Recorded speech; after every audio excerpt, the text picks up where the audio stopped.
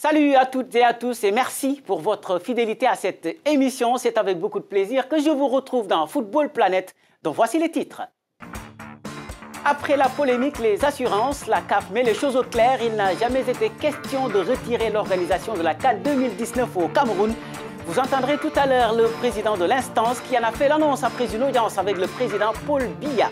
Nous parlerons justement de cette CAN 2019 et de la suite des éliminatoires. La troisième journée se joue cette semaine. Plus de détails à suivre dans un instant. Et puis la FIFA qui sort le bâton contre la Sierra Leone. Le pays a été suspendu pour ingérence de l'État dans les affaires du football. Voilà pour le sommaire, le développement dans une poignée de secondes. Bienvenue dans Football Planet. Il n'y aura pas de plan B. Le Cameroun sera bien le pays hôte de la CAN 2019 à moins d'un retournement de situation inattendu. C'est en tout cas les assurances fournies par la CAF. Après la polémique suite au constat du comité exécutif de l'instance sur le retard des travaux, son président Ahmed Ahmad a coupé court aux suspicions après une audience avec le président Paul Biya en début de semaine dernière. Le voici justement à la sortie de cette rencontre. Je remercie Samuel Eto'o. C'est grâce à lui qui a organisé cette visite pour enlever toutes les supputations à gauche, à droite. La CAF n'a pas de plan B. La CAF n'a jamais réfléchi à un retrait de la CAN au Cameroun. Et c'est au Cameroun de nous dire, ce n'est pas nous qui organisons. C'est le Cameroun qui accueille cette compétition. C'est le Cameroun qui pourra nous dire demain, on est prêt. Ah non, donnez-nous le temps, on n'est pas prêt. Ça dépend de Cameroun. Ahmad Ahmad, président de la CAF, qui soulage donc le Cameroun, qui peut préparer tranquillement le rendez-vous de 2019. Une CAN dont les éliminatoires se poursuivent justement cette semaine avec la dernière journée de la phase aller qui démarre mercredi. Découvrons ensemble le programme des matchs que voici.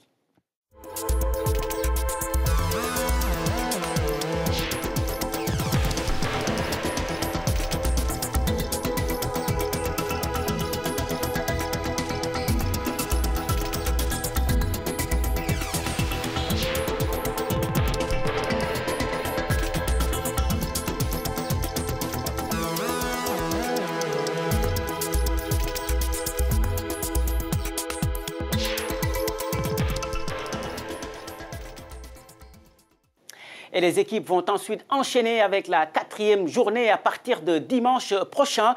Des éliminatoires qui seront sans doute bouleversés avec la suspension de la Sierra Leone par la FIFA. Le pays a été sanctionné pour ingérence gouvernementale dans les affaires du football, conséquence de la destitution de la présidente et du secrétaire général de la fédération. Les détails avec Jean-David Miamlé et Ronald Luerecato. La FIFA a suspendu vendredi la Sierra Leone du football international en raison de l'ingérence du gouvernement dans la gestion de l'association de football de ce pays. Cette interdiction intervient après que la commission anticorruption a interdit à 2 hauts responsables de la fédération d'accéder au bureau de l'organe directeur. Si l'interdiction n'est pas levée, avant le 11 octobre, le match qualificatif pour la Coupe d'Afrique des Nations 2019 de la Sierra Leone au Ghana sera annulé. Le match retour est prévu le 15 octobre. La Sierra Leone, qui compte 3 points, est l'une des 4 équipes du groupe F avec l'Éthiopie, le Kenya et le Ghana.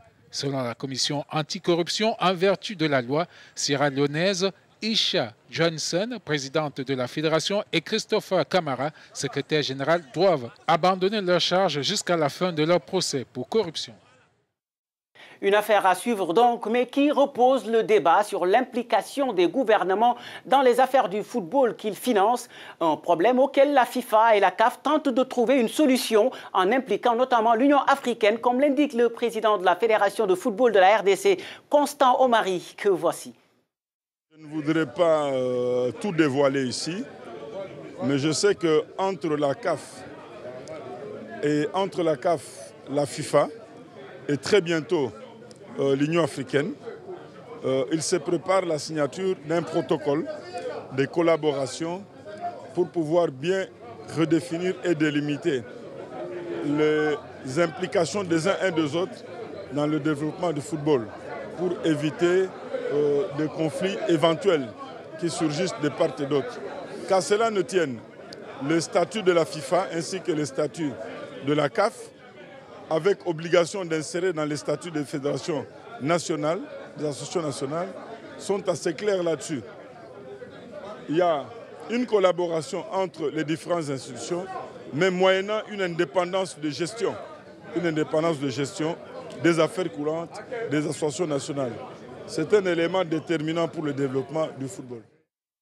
Constant Omari a également été interrogé sur les rumeurs d'un divorce imminent entre la FECOFA, la Fédération congolaise de football, et l'entraîneur des Léopards, Florent Ibenge, mais également sur la double confrontation contre le Zimbabwe en éliminatoire de la CAN 2019. Voici sa réponse.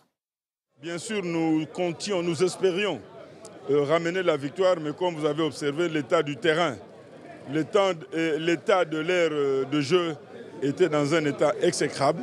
Qu'à cela ne tienne, je crois que nous comptons aborder avec beaucoup de détermination les 2 rencontres du mois d'octobre, car comme vous le dites, ce sont des rencontres qui seront décisives pour la suite des opérations liées à la qualification directe à la phase finale de la CAN 2019. Et comment se porte aujourd'hui le couple Ibenge-Fekofa? Je crois que vous avez suivi, vous êtes en face. Ibenge l'a même rappelé qu'il a un contrat moral avec le président Constant Omari, que je suis. Donc je crois que les relations sont au beau fixe. Des propos rassurants donc pour le coach des Léopards. Constant Omari s'exprimait en marge de l'élection du président de la Fédération congolaise de football qui vient d'avoir un nouveau patron.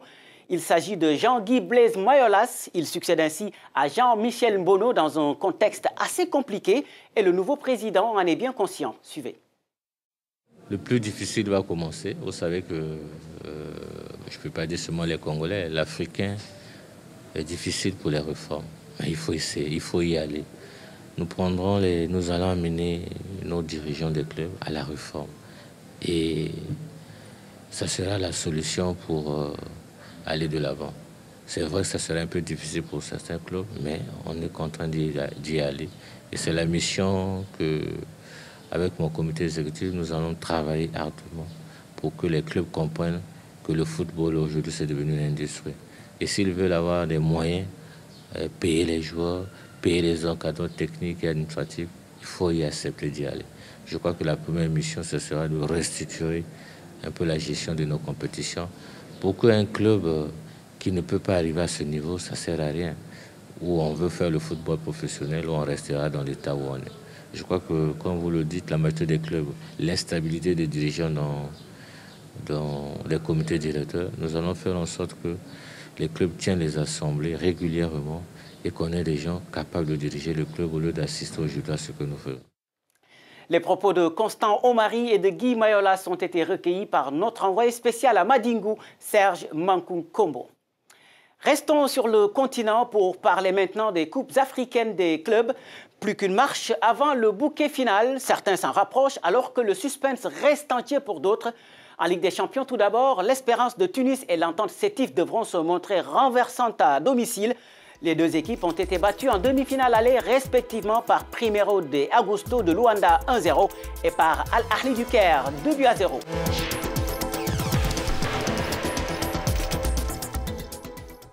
Et en coupe de la CAF, le Raja de Casablanca a pris une belle option après sa courte mais précieuse victoire sur la pelouse d'Enyimba. Dans la deuxième demi, petit avantage à l'AS Vita Club qui est allé accrocher le nul sur le terrain d'Al Masri, 0 but partout. Les demi-finales retour des 2 compétitions sont prévues les 23 et 24 octobre prochains. Et les qualifiés vont vivre 2 finales historiques puisque pour la première fois, l'arbitrage vidéo va faire son entrée sur la scène continentale. La CAF sera d'ailleurs la première confédération à utiliser cette VAR lors des finales de compétitions interclubs. Parlons à présent de football féminin et un reportage qui nous mène en Somalie à la découverte de la première équipe féminine du pays. Et vous allez voir que c'est loin d'être évident dans une société où la pratique du sport par les femmes est très mal perçue. Mais qu'importe, les Golden Girls sont bien décidées à vivre leur passion à fond. C'est un reportage signé Cédric Lionel Seosolo et Philemon Mbalen-Songan. Voici les Golden Girls, la première équipe de football féminin en Somalie. Une exception et surtout une expression très symbolique dans un pays où la pratique du sport par les femmes est très mal perçue. Les joueuses savent donc qu'elles mettent en péril leur vie à chaque fois qu'elles enfilent leur équipement sportif. ce qui ne les empêche pas de vivre leur passion sous l'impulsion de Shaima Salab Mohamed. Après un stage d'entraînement au Kenya, elle a décidé de mettre sur pied l'équipe et d'en faire une expression d'émancipation. Les femmes ne sont pas encouragées à faire du sport parce qu'elles sont censées rester à la maison et ne travailler qu'à la maison. Mais les obstacles sociaux ne sont pas les seuls que doivent franchir Shaima et son équipe. Elles doivent également faire face à l'instabilité et l'insécurité dans Mogadiscio, où les Chebabs multiplient les attentats suicides, comme ici, le 1er octobre dernier. Comme tous les habitants de la capitale, elles savent qu'elles peuvent être victimes des dommages collatéraux de la guerre que mènent les islamistes contre leur gouvernement. D'où la peur de certaines joueuses de parler à visage découvert ou d'être filmées. Mais malgré le danger et la discrimination, les Golden Girls continuent de lutter contre la stigmatisation du football féminin et essaient de changer la perception négative de sa pratique en Somalie. Nous espérons être reconnus comme l'un des pays où le football féminin est connu dans le monde entier. Alors que son équipe essaie de se frayer un chemin en Somalie, Shaima Salab Mohamed rêve également de son rayonnement hors du pays. Son vœu le plus cher, jouer des matchs amicaux au Kenya et participer à un match international pour la journée des droits de l'homme en décembre. Et c'est la fin de cette émission que vous pouvez retrouver sur notre site web www.africanews.com. Pour vos commentaires et suggestions, écrivez-nous aux adresses qui s'affichent au bas de votre écran. Je vous souhaite une excellente semaine en compagnie de nos programmes et vous donne rendez-vous la semaine prochaine pour un autre numéro de Football Planète. Au revoir.